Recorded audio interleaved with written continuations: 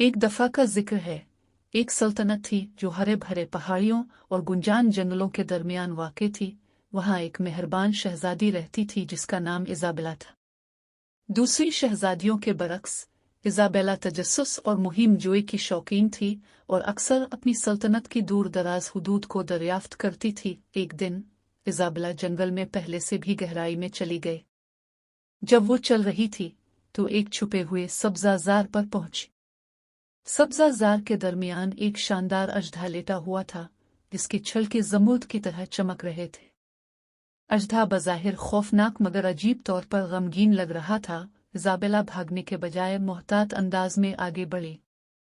Hello, इसने नरमी से पुकारा। अजधे ने अपना सर उठाया। उसकी आंखों में हैरत की चमक थी। तुम कौन हो? अजधा धाड़ा। मैं शहजादी इज़ाबेला हूँ, इसने जवाब दिया।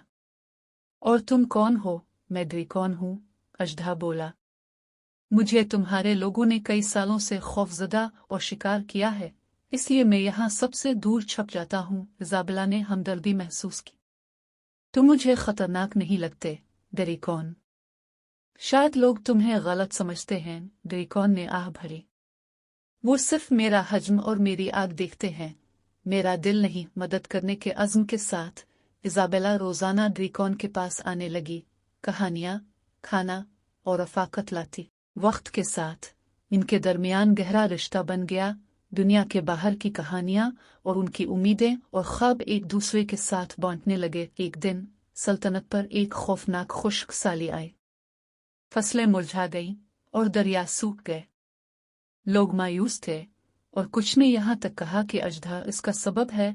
हकीकत जानते हुए इज़ाबेला ने एक मंसूबा बनाया। उसने ड्रैकन से मदद की दरख्वास्त की। क्या तुम हमारी मदद कर सकते हो, ड्रैकन? अपनी ताकत का इस्तेमाल करते हुए दूर दराज पहाड़ों से पानी हमारी सल्तनत में ला सकते हो।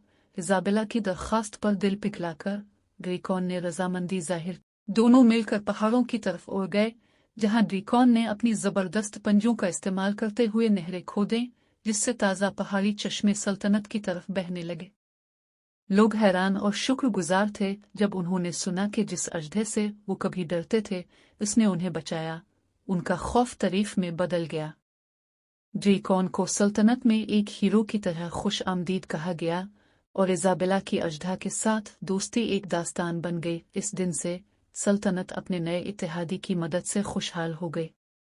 इज़ाबेला और ड्रैकन की दोस्ती मजबूत होती गई, ये साबित करते हुए कि समझ, बोझ और मेहरबानी से सबसे बड़ी खलीज को भी पाटा जा सकता है। और यूं शहजादी और अजदा खुशी खुशी रहने लगे, दुनिया को ये सिखाते हुए कि सबसे ज्यादा गैर मुतवक्के दोस्त भी मिलकर फर्क पैदा कर सकते हैं।